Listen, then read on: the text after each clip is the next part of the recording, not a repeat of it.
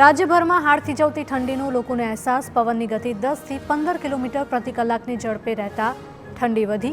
ઉત્તર પૂર્વના પવનો ફૂંકાતા વધ્યો ઠંડીનો ચમકારો. રાજ્યભરમાં લઘુત્તમ તાપમાન 2 થી 3 ડિગ્રી ઘટતા ઠંડી વધી.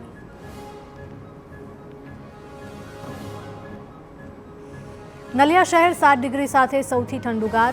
અમદાવાદ 13.4 ડિગ્રી, ડીસામાં 11 ડિગ્રી તાપમાન, ગાંધીનગરમાં 11.2, વડોદરામાં 13.6, ભુજમાં 11.4 ડિગ્રી, કંડલામાં 14.4, રાજકોટમાં 11.4 તો કેશોદમાં 10.4 ડિગ્રી તાપમાન.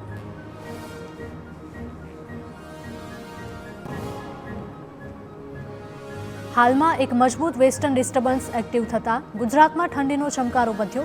આગામી સમયમાં પણ ઠંડીનો પારો 13 થી 15 ડિગ્રી વચ્ચે રહેવાની હવામાન વિભાગની આગાહી. ગુજરાતવાસીઓ ઠંડીનો ચમકારો સહન કરવા રહેજો તૈયાર.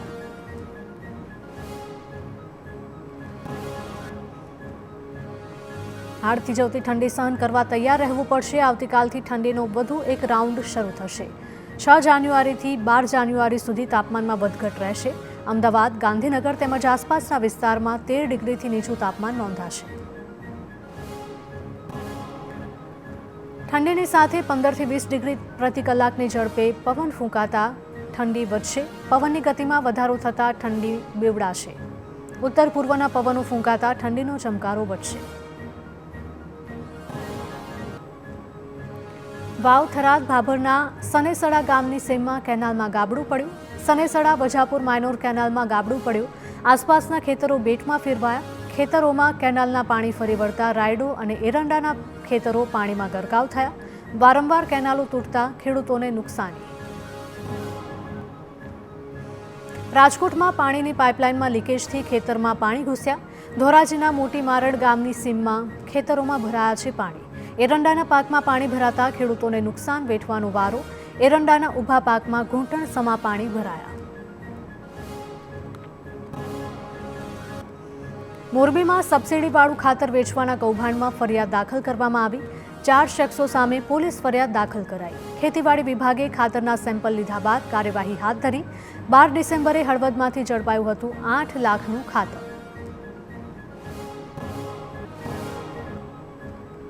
અમદાવાદમાં વધુ 2 કોર્ટને બોમ્બથી ઉડાવવાની ધમકી. હાઈકોર્ટ તેમજ સિટી સિવિલ અને સેશન્સ કોર્ટને બોમ્બથી ઉડાવવાની ધમકી મળી.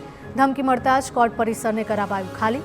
ઈમેલમાં RDXથી વિસ્ફોટ કરવાની આપી હતી ધમકી. સ્થાનિક પોલીસ, ડોગ સ્ક્વોડ, BDDS અને SOGની ટીમ દ્વારા તપાસ. સુરત કોર્ટમાં ધમકી ભર્યા ઈમેલ બાદ તપાસનો ધમધમાટ. હજુ સુધી તપાસમાં કોઈ વાંધાજનક વસ્તુ ન મળી. કોર્ટના ઓફિશિયલ ઈમેલ ID પર આવ્યો હતો મેલ. કોર્ટમાં બોમ્બ મુકાયો હોવાનો ઈમેલમાં ઉલ્લેખ હતો. મોડી રાત્રે મેલ આવ્યા બાદ સુરત પોલીસ દોડતી થઈ.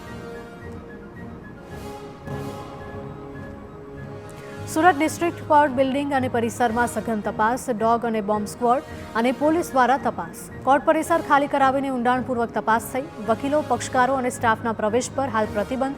જ્યાં સુધી તપાસ પૂર્ણ નહીં થાય ત્યાં સુધી પ્રવેશ પર રહેશે પ્રતિબંધ.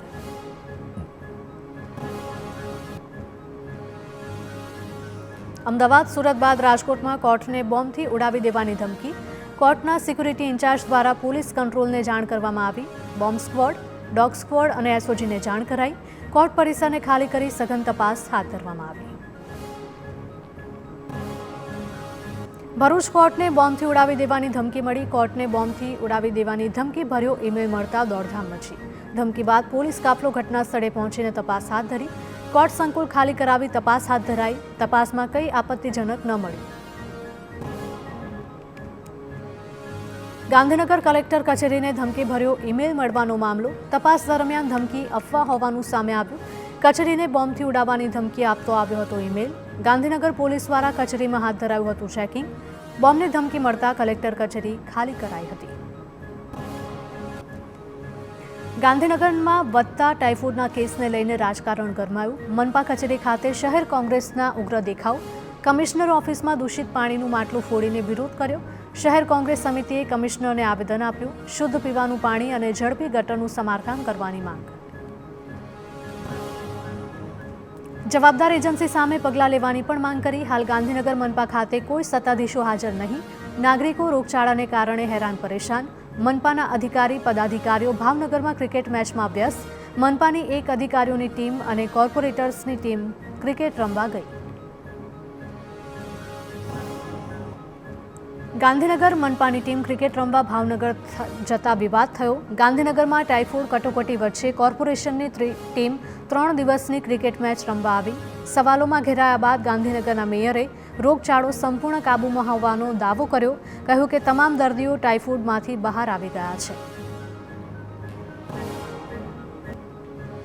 ભાવનગર આવેલી ગાંધીનગર મહાનગરપાલિકાની ટીમનો કોંગ્રેસે વિરોધ કર્યો. ટીમ ગાંધીનગર પરત ફરે તેવા શહેર કોંગ્રેસ પ્રમુખે સૂત્રોચ્ચાર કરતા કહ્યું, આવા લોકોને સત્તામાં રહેવાનો અધિકાર નથી. લોકો હોસ્પિટલમાં છે ત્યારે ભાજપની ટીમ જલસા કરવા પહોંચી. અમદાવાદ શહેરના 10 વોર્ડના 26 વિસ્તાર પાણીજન્ય રોગ માટે હાઈ રિસ્ક પર. સરસપુર, રખિયાલ, બાપુનગર, દાણી લીમડા, મણિનગર, વટવા, લાંભા, ગોમતીપુર, રામોલ, ખાડિયા, જમાલપુર સહિતના વિસ્તારોનો સમાવેશ. ગત મહિનામાં ઝાડા ઉલટીના 239 કેસ, કમળાના 149 અને ટાઇફોઇડના 180 કેસ નોંધાયા હતા. ગાંધીનગરમાં રોગચાળા બાદ તંત્ર એક્શનમાં આવ્યું. પાણીજન્ય રોગચાળો વધવાની આશંકાએ કાર્યવાહી. બહેરામપુરા વિસ્તારમાં પકોડી બનાવતા એકમોને ત્યાં દરોડા. ગંદકી વચ્ચે પકોડી અને તેનું પાણી બનતું હોવાનો ખુલાસો.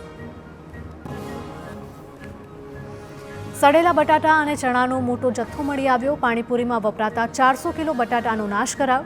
પાણીપુરી માટેના 300 લીટર પાણીના જથ્થાનો પણ નાશ. વિક્રેતાઓને ત્યાંથી સેમ્પલ લઈ વધુ તપાસ હાથ ધરાઈ. અમદાવાદ મનપાના આરોગ્ય વિભાગે ઇન્દ્રપુરી વિસ્તારમાં પકોડીના વિક્રેતાઓને ત્યાં દરોડા પાડ્યા. પકોડીની લારી પરની પાણીના સેમ્પલ લેવામાં આવ્યા હતા. પાણીના નમૂના તપાસ માટે લેબમાં પણ મોકલાયા.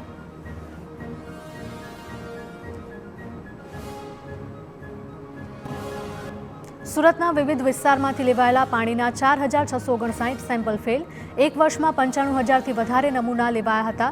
પાણી અને ડ્રેનેજ લાઇનના લીકેજથી સમસ્યા વકરી. લિંબાયત, સેન્ટ્રલ અને ઉધના એ ઝોનમાં ગંદા પાણીની સૌથી વધારે સમસ્યા. પાલિકાએ અધિકારીઓ સાથે બેઠક કરી કામગીરી કરવાની સૂચના આપી. રાજકોટમાં દૂષિત પાણી મુદ્દે આરએમસીનું આરોગ્ય વિભાગ હરકતમાં આવ્યું. શહેરના અલગ અલગ વિસ્તારોમાંથી પાણીના નમૂના લેવાયા. પાણીજન્ય રોગચાળો અટકાવવા આરોગ્ય વિભાગ સતર્ક. ગત સપ્તાહે રાજકોટમાં ટાઇફોઇડનો નોંધાયો હતો 1 કેસ.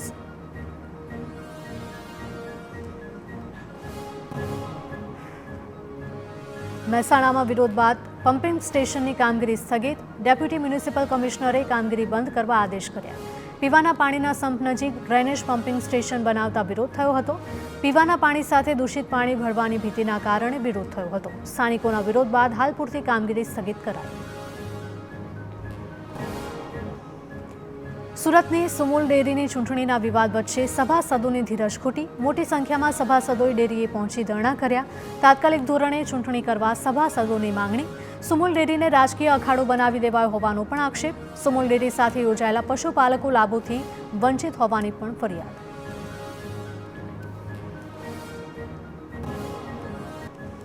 બીજી તરફ સુમુલ ડેરી પર પશુપાલકોએ પણ કર્યો હલ્લાબોલ. ડેરીના વહીવટદારો પર ગંભીર આક્ષેપ કર્યા. પૂર્વ ડિરેક્ટરના મતે એમડીએ ચૂંટણી અટકાવી દીધી છે. ચૂંટણીમાં વિલંબના કારણે પશુપાલકોને આર્થિક નુકસાન થતું હોવાની રાવ.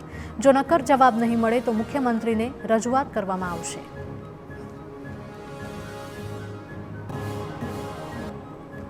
ભોગ બનનાર ભરત પઢિયારે ગામના વિકાસ કાર્યોમાં સરપંચે ભ્રષ્ટાચાર કર્યો હોવાનો આક્ષેપ કર્યો હતો. સરપંચ કોકિલા પઢિયારના ભ્રષ્ટાચાર અંગે જિલ્લા વિકાસ અધિકારીને રજૂઆત કરી હતી. ગામમાં અનેક જગ્યાએ ભ્રષ્ટાચાર અને ગેરરીતિ કરી હોવાનો મૂક્યો હતો આરોપ.